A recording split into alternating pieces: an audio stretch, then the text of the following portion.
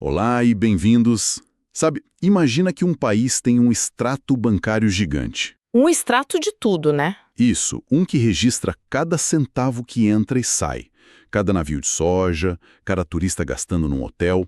Bom, esse extrato existe de verdade e se chama balanço de pagamentos. E é exatamente nesse documento que a gente vai mergulhar hoje. Os materiais que a gente recebeu são tipo um guia completo para decifrar essa que é a espinha dorsal da relação financeira de um país como o mundo. Nossa missão aqui, então, é traduzir esse economês todo. A gente vai entender a estrutura, o que de fato significam os famosos déficits e superávites. E como isso mostra a saúde financeira de uma nação, né? Exato. E é bom lembrar, essa estrutura não é aleatória. Ela segue um manual global do FMI. E aqui no Brasil, quem cuida disso, quem divulga os dados, é o nosso Banco Central. O Bacen. Ok, vamos lá. Vamos desvendar isso. À primeira vista, a estrutura do balanço de pagamentos pode parecer um labirinto. Tem conta corrente, conta de capital, conta financeira. Sim, os nomes assustam um pouco, mas existe um princípio fundamental, quase mágico, que organiza tudo isso. Que é No final, o balanço sempre fecha no zero. sempre no zero. Como assim?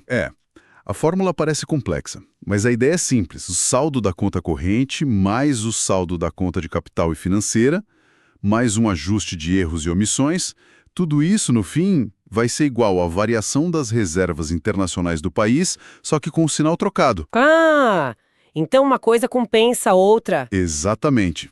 Toda entrada de dinheiro de um lado tem uma contrapartida de saída em algum outro lugar. A conta fecha. Certo. Então vamos por partes. A conta mais famosa, a que sempre sai no jornal, é a conta corrente. Se o balanço de pagamentos é o extrato anual do país, a conta corrente seria o quê? O extrato do dia a dia. É uma ótima analogia. Exatamente isso. E ela se divide em 4 partes. A primeira é a mais fácil de entender. A balança comercial. Compra e venda de produtos. Isso, só bens, coisas físicas, carros, soja, celulares, minério. Exportou, entra dinheiro, é um crédito. Importou, sai dinheiro, é um débito. Simples assim. E os materiais destacam um detalhe aqui. A tal da contabilização FOB, Free On Board.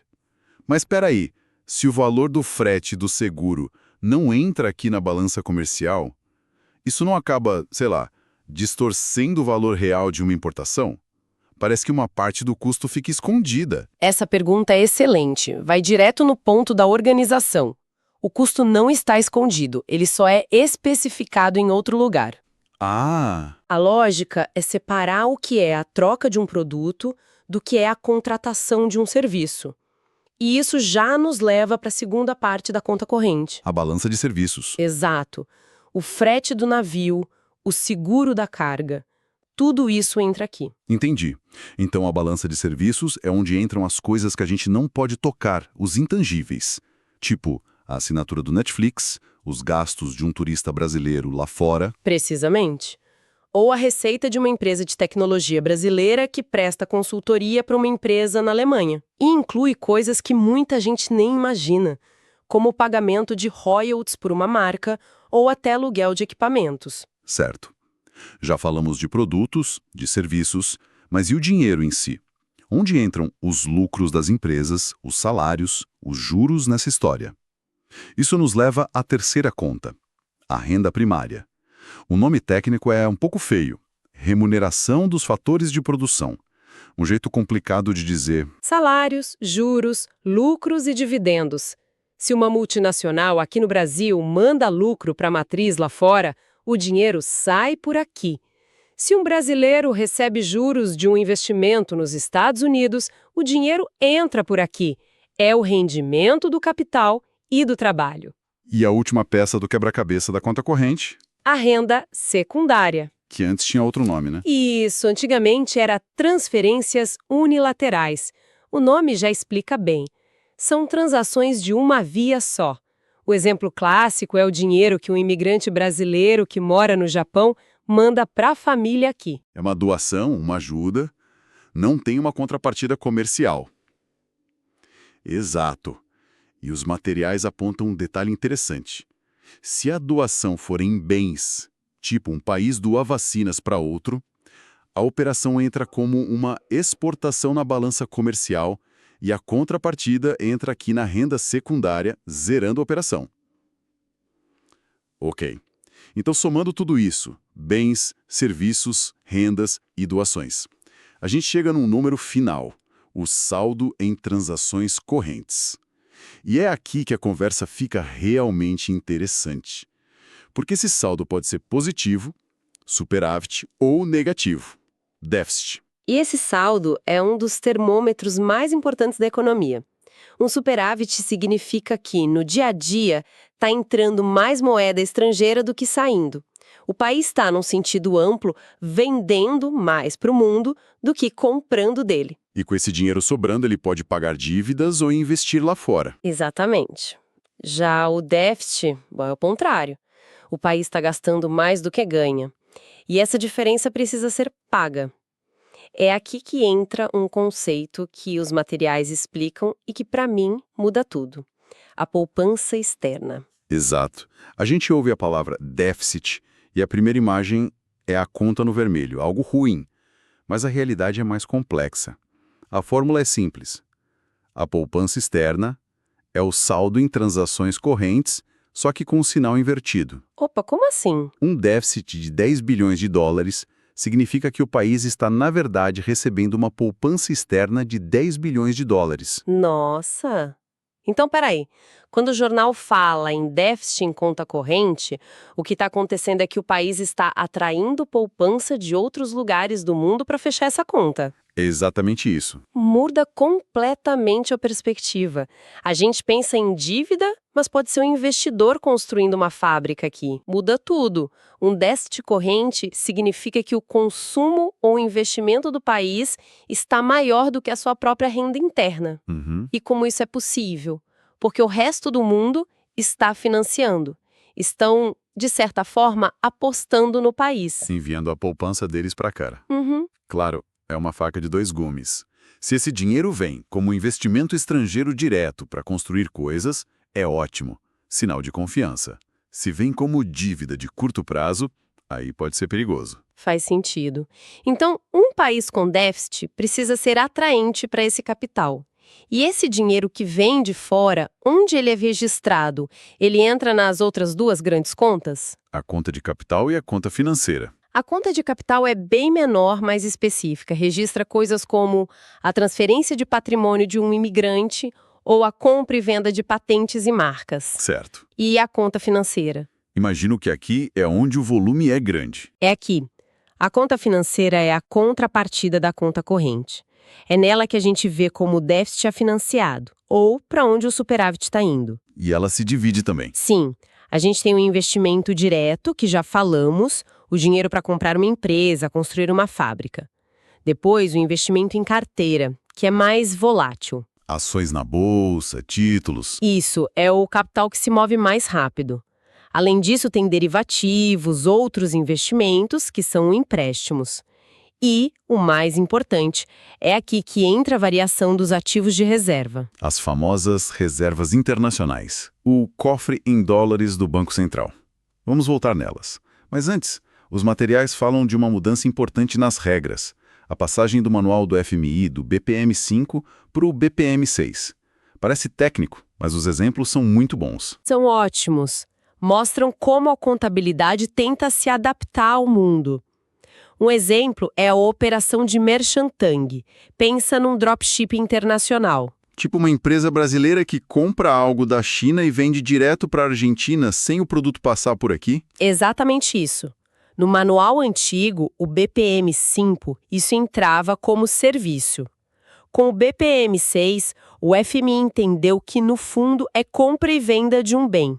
Então, agora isso vai para a balança comercial. Que curioso. Isso não é só um detalhe, né? Reflete uma mudança na economia. Sem dúvida. Outro exemplo ótimo das fontes é o da Embraer. No manual antigo, se um avião argentino vinha para o Brasil para um reparo, a operação era registrada na balança comercial, por causa das peças. Certo. Com o BPM6, passou para a balança de serviços. Porque o FMI reconheceu que o valor principal ali não é a peça, é o conhecimento, a engenharia. É um mundo indo de uma economia de coisas para uma de serviços e conhecimento. A contabilidade precisa acompanhar. Ok, então já vimos o dia a dia na conta corrente, os fluxos de investimento na conta financeira. Se a gente juntar tudo isso, qual é a linha final? O que acontece no fim da soma? Aí a gente volta naquele princípio do zero. A soma de tudo isso é, por definição, a variação das reservas internacionais. É o resultado do extrato. Se o saldo geral for positivo, significa que entraram mais dólares do que saíram. O Banco Central compra esse excedente. E enche o cofre, aumenta as reservas. E se o saldo for negativo? Aí saíram mais dólares do que entraram, o país teve um déficit global. Para cobrir esse rombo, o Banco Central tem que vender dólares no mercado. Ele usa as reservas que acumulou no passado. É por isso que ter um bom nível de reservas é tão importante, né? É um tipo de seguro. Exato. Se as reservas acabam, o país tem que bater na porta do FMI para pedir empréstimo de emergência. E essa movimentação nas reservas tem um impacto direto aqui dentro, na nossa economia. Não é só um número externo. De forma alguma. E essa conexão é fascinante. Pensa assim, o Banco Central não imprime dólar.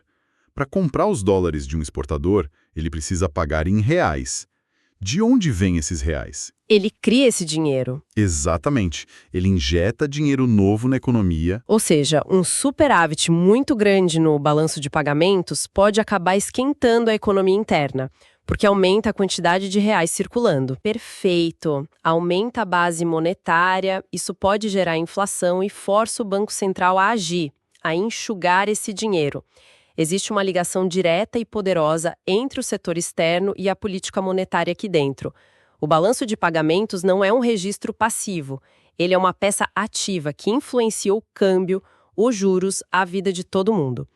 Então, recapitulando o nosso mergulho, a gente desvendou a estrutura do balanço de pagamentos, vimos que a conta corrente é o dia a dia do país e que um déficit ali pode significar que o mundo está investindo na gente através da poupança externa. Exploramos a conta financeira, por onde os grandes investimentos fluem, e vimos que as regras do jogo, como o manual do FMI, evoluem para refletir uma economia global cada vez mais de serviços, de conhecimento. E, no fim das contas, tudo se resume à variação do nosso cofre em moeda forte, as reservas internacionais. Uma variação que não é só um número, mas que se conecta diretamente com o dinheiro circulando aqui dentro. E para um pensamento final, os materiais mencionam uma coisa interessante: transações sem cobertura cambial. O exemplo é o investimento estrangeiro que não chega em dinheiro, mas em máquinas. A matriz manda o equipamento para a filial aqui. Isso é registrado como importação na balança comercial e como investimento direto na conta financeira. Mas nenhum dólar trocou de mãos de fato. Mostra que nem toda transação impacta o fluxo de caixa do país na hora. Exato. E isso abre uma questão para o futuro, sabe? Com a economia digital, o comércio de software, venda de dados, inteligência artificial como serviço. Coisas cada vez mais intangíveis. Exato, que cruzam fronteiras em segundos e são muito difíceis de medir e valorar. Como a nossa forma de registrar tudo isso vai precisar evoluir? Será que essa estrutura, pensada para uma economia de navios e capital mais tradicional, vai conseguir continuar refletindo a realidade de uma economia global cada vez mais imaterial?